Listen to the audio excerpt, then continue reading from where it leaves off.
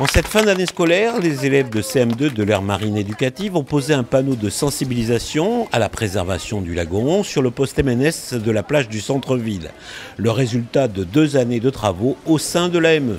Depuis le temps qu'on travaille sur ce panneau. Alors, qui c'est qui a fait les dessins du panneau? Les élèves de l'année dernière. Ok, et vous, qu'est-ce que vous avez fait? Les textes. Alors les textes, du coup, c'est la RNMR, elle nous a aidés, l'OFB et plein d'autres partenaires. Il y avait le TCO aussi. Et après aussi, on a pris quelques phrases dans des textes, enfin dans des livres. On a beaucoup travaillé, que c'est important de sensibiliser, que les gens ils arrêtent de jeter leurs déchets sur la plage ou dans les eaux parce qu'après ça va dans la mer. Et ça fait bizarre de se dire que quand on était petit, on rêvait d'être scientifique et qu'à un moment, on les voit et on a envie de devenir comme eux. Ils nous ont appris tellement de choses, ça devient émouvant, quoi. Cette pause s'est faite en présence de nombreux partenaires institutionnels qui accompagnent les élèves de Véronique Léandre dans leurs travaux de préservation qu'ils ont eu à cœur de présenter, ainsi que le drapeau de l'AME nouvellement labellisé et accolé à celui du pavillon bleu. C'est une continuité, c'est ça. Mais le fait d'avoir le drapeau, ça confirme beaucoup de choses? Ça permet vraiment de confirmer qu'ils ont bien travaillé et que ce sont de vrais ambassadeurs de la protection du milieu marin. Le but, c'est vraiment qu'ils soient dans une compréhension de ce qui impacte la préservation de cette biodiversité. Donc en fait, tous les acteurs de ce projet-là sont importants, aussi bien les enseignants, les scientifiques, l'académie, les financeurs, le TCO, enfin voilà. Les partenaires aussi techniques, la mairie, pour le soutien sur les différentes actions que les enfants souhaitent mettre en place. Le maire a été invité à observer à travers un microscope leur prélèvement. Alors, qu'est-ce que vous voyez? Les morceaux de verre, les morceaux de coraux et les grains de sable. Oui. Mais ils sont de quelle couleur?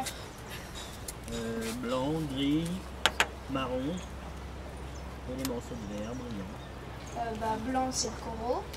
Oui. Le corail. Ouais. Gris c'est le sable. Oui.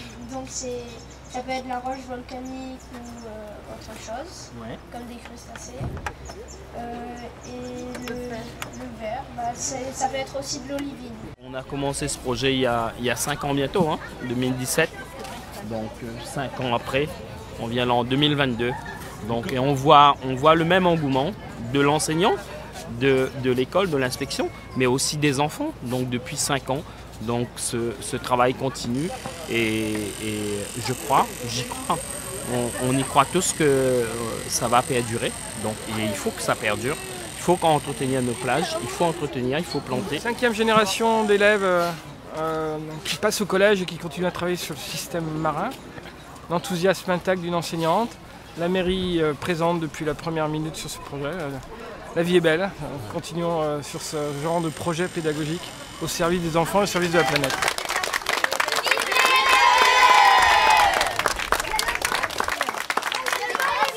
La cérémonie s'est clôturée avec une brise, faisant ainsi gonfler le drapeau de l'AME sous les yeux des enfants, professeurs et parents, fiers du travail accompli. C'est un beau moment et puis ils ont fait quelque chose de très bien, donc on est fiers d'eux. Voilà, je suis fier d'elle, en tout cas. Moi je suis émue et j'ai eu la chance de participer à quelques activités, quelques beaux projets et je suis super fière d'eux.